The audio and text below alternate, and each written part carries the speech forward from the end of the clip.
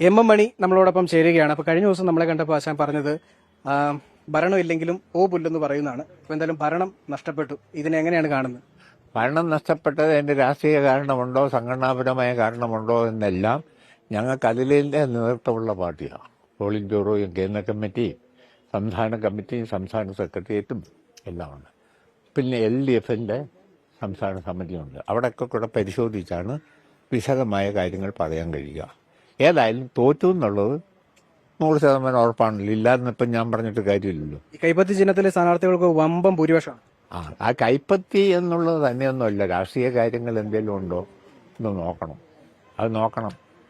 നോക്കി പാർട്ടി അഭിപ്രായ രൂപീകരണം നടത്തിയിട്ടേ പറയാൻ പറ്റുള്ളൂ. ഇവരെ പ്രധാനപ്പെട്ട നേതാക്കൾക്കൊക്കെ വലിയ തിരിച്ചടിയാണ്. അതെ. അപ്പം എന്നാ പറഞ്ഞിട്ട് കാര്യമില്ലല്ലോ. തോറ്റപ്പം തോറ്റു. ഇനിയുള്ള പ്രവർത്തനങ്ങളൊക്കെ ഇപ്പം എങ്ങനെയായിരിക്കും? ഇനിയുള്ള തോൽവിയുടെ കാര്യകാരണങ്ങൾ വിലയിരുത്തിക്കൊണ്ട് തിരുത്തൽ നടപടികൾ വരുത്തിക്കൊണ്ട് പൂർവാധിക ശക്തിയായി പാർട്ടിയെയും വർഗവിഭജനഘടനയെയും ഇടതുപക്ഷ ജനാധിപത്യ മുന്നണിയെയും ശക്തിപ്പെടുത്തിക്കൊണ്ട് ഞങ്ങൾ മുന്നോട്ട് പോകും. ജനങ്ങൾ എന്തുകൊണ്ടായിരിക്കും LDF ഇത്തവണ വോട്ട് ചെയ്യാത്തത്? ജനങ്ങൾക്ക് ഇടയിൽ തെറ്റിദ്ധാരണയുണ്ട്. പത്രക്കാർക്കും നിങ്ങൾക്ക് ചാനലുകാർക്കും ഒരു പങ്കുണ്ട്. ഇല്ലാത്തെല്ലാം കൂടെ പ്രചരിപ്പിച്ചു കൊണ്ടുവന്ന് ആശയക്കുഴപ്പം ഉണ്ടാക്കിയിട്ടുണ്ട്. അതല്ല, ഞങ്ങളുടെ ഭാഗത്ത് മറ്റെന്തെങ്കിലും പ്രശ്നമുണ്ടോ എന്നുള്ള കാര്യമൊക്കെ ഞങ്ങൾ പരിശോധിക്കും. ഉണ്ടെങ്കിൽ ഞങ്ങൾ തിരുത്തൽ വരുത്തും.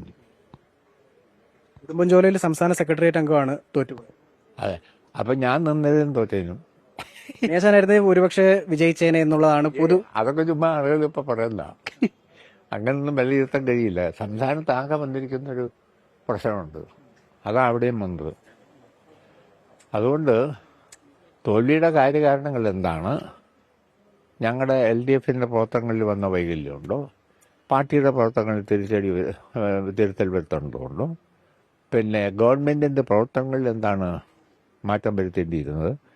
അല്ലേ അത് സ്വയം പരിശോധിച്ച് തിരുത്തൽ നടപടികൾ സ്വീകരിച്ച് ഞങ്ങൾ പ്രവർത്തനം സംഘടിപ്പിക്കും. കഴിഞ്ഞ ദിവസം പറഞ്ഞു ഇപ്പം ഞങ്ങൾക്ക് ഇല്ലെന്നോർത്തൊന്നും ഞങ്ങൾക്കൊരു പ്രശ്നമില്ല. ആർക്കും ഞങ്ങളെ ഒന്നും ചെയ്യാനും കഴിയില്ല. ഞങ്ങൾ മുണ്ടും മടക്കിക്കൊന്ന് നിങ്ങളെയെല്ലാം കൂട്ടി, കൃഷിക്കാരെയും തൊഴിലാളികളെയും എല്ലാം കൂട്ടി, യുവജനങ്ങളെയും വിദ്യാർത്ഥികളെയും കൂട്ടി ജനങ്ങളുടെ ഇടയിലേക്ക് ഇറങ്ങും. അപ്പോൾ പ്രശ്നമെല്ലാം തീരും. സുമിത്തിനൊപ്പം രാഹുൽ വിജയൻ, 24 ഇടുക്കി.